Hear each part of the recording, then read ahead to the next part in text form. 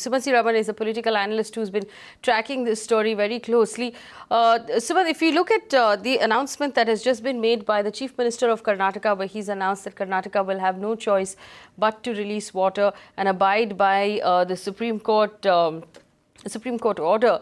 He also made it a point to point out the fact that the order is unfair. He called it extremely difficult. He said it's going to be nearly impossible for us to carry out this order, but we have no choice.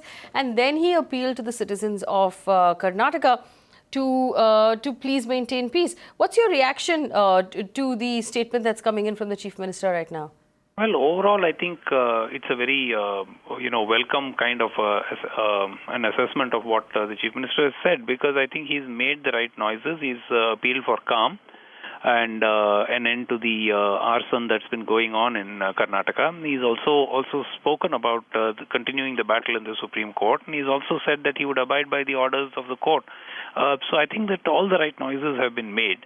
And the only issue that I have a slight doubt about is the statement where he says that we will find it difficult to implement the Supreme Court order. Now, the Honorable Supreme Court has gone into the quantum of water available with Karnataka, passed the order based on the ground situation. So I think probably Mr. Siddaramiah is also under a lot of political pressure from the opposition, from the pro-Kannada outfit. So I think that statement was probably also aimed at them, saying that it will be very difficult to release water and so on. But the fact that he's complying with the order of the Honorable Supreme Court is most welcome, and I think that that itself will go a long way in trying to sort out the issue, because the court has only ordered release till September 20th and has later on asked for the Cauvery Water Monitoring Committee to decide on the quantum of water thereafter. Well, in fact, Sumanth, he mentioned several times that his office has reached out to the Prime Minister's office, to the PMO, requesting an appointment with the Prime Minister. He then went on to say that the law and order problem is not a single state problem. It is a two-state problem, and that's the reason why he believes the Prime Minister needs to intervene, call on both Chief Ministers and facilitate a meeting of some sort to find a solution to the Cauvery issue. I just have a slightly different perspective on that. First of all, while the Prime Minister has already tweeted, he's expressed his concern about what's going on in Bangalore and also appealed for peace and calm. Now, the issue is that Tamil Nadu has been going to for talks with Karnataka and with the blessings of the Union government only for 30 years, but more than 3 decades now. And that has not yielded anything to Tamil Nadu in terms of a permanent solution to the issue, which is why the tribunal gave its interim award, then gave the final award, and subsequently that was notified in the government gazette.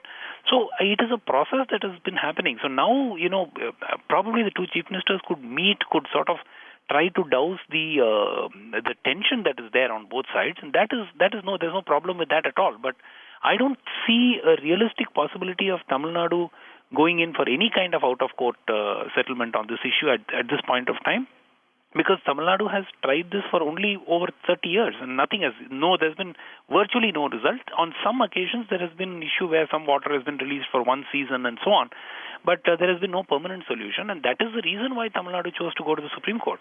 So I don't see merely a meeting between two chief ministers called for resolving the quantum of water issue. I could see it more to sort of persuade both sides to, tone down the shrill voices, to reduce the tension in the air on both sides. That a meeting of the two chief ministers may help solve. But I don't see Tamil Nadu pulling back now at this stage and going for any kind of settlement without the orders of the Supreme Court. I think the Tamil Nadu's position is very clear.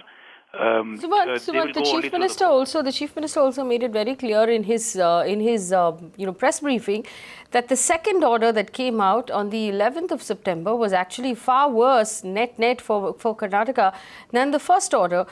He said in terms of the total impact that the state will feel on its water reserves. He said, of course, that we don't have a choice. We have to go ahead and follow that order. We have to go ahead and abide by it. But he made his displeasure very, very clear. At a point when the entire state is still extremely tense, what sort of a reaction, from your opinion, will this emotionally get from the citizens of Karnataka?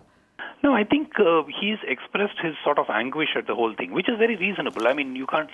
He has expressed his sort of opposition to the quantum of water that he's been told to release. But he said finally it's an order from the highest court of the land, and that has got to be obeyed. Now you have to understand that the difference between the original order and the subsequent revised order, where the quantum of water on a daily basis was reduced, but the duration of release was extended. So you must understand that the overall impact is exactly 2 TMC feet of water, not much. So it's not like, it's a dramatically, increased quantum of water that Karnataka. Earlier on it was around 13, now it should be probably around 15 and a half TMC feet of water. So it's not that the quantum has been significantly increased, but the very fact in a situation where the reserve finally after transfer will be close to 30 or 34 TMC feet of water, 1 or 2 TMC feet is still a great deal for a city, for a state that needs to ensure drinking water to its population. There was one point in the press conference where someone asked the Chief Minister of Karnataka about ensuring water for farmers, for crop, and he said, it's not something I can consider at this point.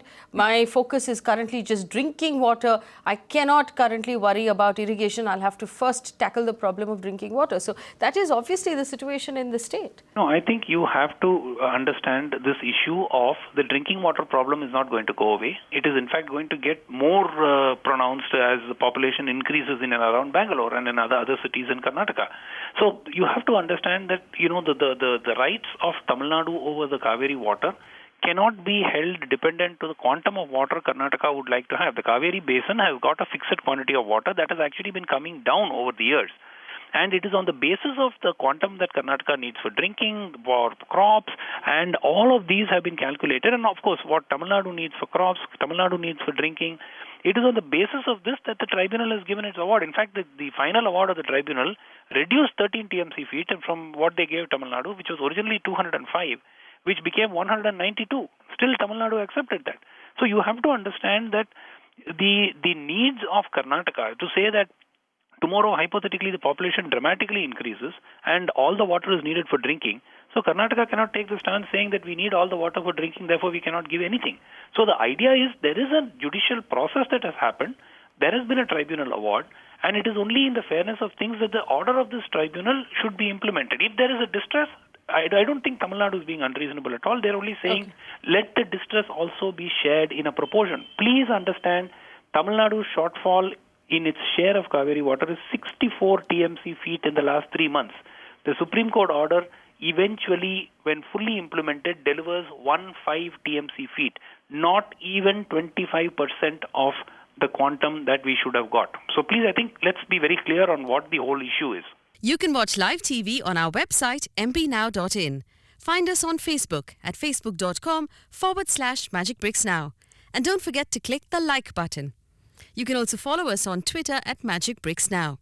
To stay updated with all our programming, hit the subscribe button on our YouTube channel by logging on to youtube.com/magicbricksnow.